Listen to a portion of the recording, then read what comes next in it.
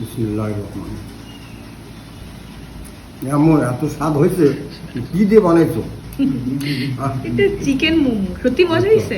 খুবই সুন্দর হয়েছে। কি এরকম সুন্দর একটা রিভিউ দেখে ভাবছেন যে কি এমন বানিয়েছিলাম যার জন্য আব্বু এরকম রিভিউ দিল? গতকাল সন্ধ্যায় বানিয়েছিলাম এরকম পারফেক্ট চিকেন মোমো। আমার এই মোমো গতকাল যে যে খেয়েছিল সবাই বলেছে যে একদম বাইরের কেনা মোমোর মতো। মোমো দেখতে যেমন হয়েছিল ঠিক তেমন পারফেক্ট শীট, আর ভেতরের স্টাফিংটাও ছিল সেম। সো আমি জানি আপনারাও ভাবছেন যে এরকম পারফেক্ট মোমো শীট কিভাবে বানাবেন, তাই আজকের পুরো ভিডিওতে পারফেক্ট মোমো শীট আর মোমোর স্টাফিং সব দেখার জন্য প্রথমে একটা বোল নিয়ে তার মধ্যে দিতে হবে 2 কাপ ময়দা, 1 চিমটি লবণ আর 1 টেবিল চামচ বেকিং পাউডার। হ্যাঁ, একদম বাইরের কেনা মোমোর মতো হতে হলে অবশ্যই এখানে বেকিং পাউডার অ্যাড করতে হবে। দেন পুরোটা ভালো করে মিক্স করতে হবে যাতে তেলটা ময়দার সঙ্গে ভালোভাবে মিশে যায়। আপনি চাইলে এখানে তেলটা কম বেশি দিতে পারেন, কোনো সমস্যা নেই। কিন্তু মোমো শীট তৈরিতে সব থেকে ইম্পর্টেন্ট হলো গরম পানি দেওয়া, অর্থাৎ আপনাকে এখানে ডোটা মাখতে হবে গরম পানি দিয়ে। আপনি যদি একদম পারফেক্ট শীট চান তাহলে কিন্তু আপনাকে এখানে উষ্ণ গরম পানি ব্যবহার করতে হবে। দেন একটু সময় নিয়ে ভালো করে ডোটা মাখিয়ে নিতে হবে। ডোটা কিন্তু নরম হবে না,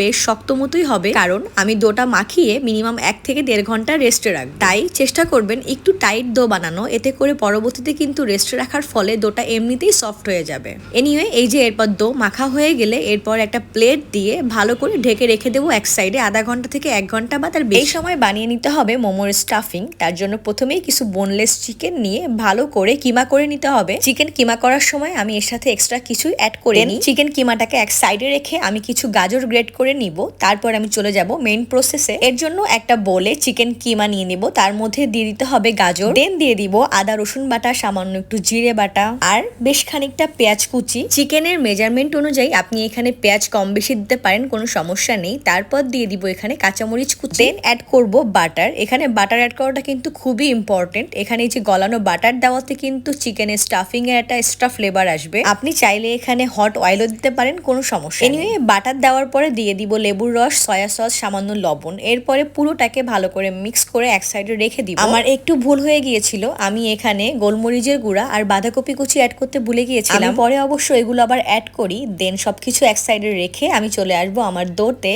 দেখতেই পাচ্ছেন কি সুন্দর পারফেক্ট ডো হয়ে গিয়েছে আর একদম সফট। এরপর ব্যাস আরো কিছুক্ষণ মথে নিয়ে আমি ব্যাপারটাকে একটু পিস পিস করে কেটে নিব আমার মেজারমেন্ট অনুযায়ী। তারপর আমার যে পিসটা লাগবে সেটা বাদে বাকিগুলোকে আমি বোলের মধ্যে রেখে ঢেকে রেখে দিব। দেন একটা একটা করে লেচে নিয়ে বেলে নিতে হবে। তবে অবশ্যই খেয়াল রাখতে হবে মোমো শীটটা কিন্তু বেশ পাতলা হবে। আপনি যতটা পাতলা করতে পারবেন, মনে রাখবেন আপনার মোমো শীট খেতে ততটাই মজা হবে। এনিওয়ে, এবার আসি মোমোর ডিজাইন দেওয়াতে। অ্যাকচুয়ালি আমি মোমোর ডিজাইন দেওয়ার প্রপার ভিডিও করতে পারিনি। আলহামদুলিল্লাহ আমি টুকটাক মোমোর ডিজাইন দিতে পারি, মানে করতে করতে শিখে গিয়েছি আসলে। গতকাল আমার হাজবেন্ড মোমো বানানোর সময় বাসায় না থাকার কারণে আমার ক্যামেরাম্যান বলতে কেউ ছিল না, তাই ইনশাল্লাহ নেক্সট কোনো একটা ভিডিওতে মোমোর ডিজাইন ভালোভাবে দেখাবো। এনিওয়ে, এভাবে আমি আমার সবগুলো মোমো ভালোভাবে বানিয়ে নিলাম।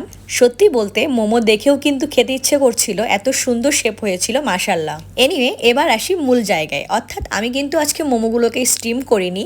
অর্থাৎ সচরাচর আমরা যেভাবে মোমোকে স্টিম করে থাকি আমি কিন্তু সেভাবে করিনি। আমি একটা প্যান বসিয়ে তার উপরে একটু অয়েল ব্রাশ করে তারপর মোমোগুলো একে একে সাজিয়ে দিয়ে ঢেকে দিয়ে হাই ফ্লেমে কুক করেছিলাম 4 থেকে 5 মিনিট মতো।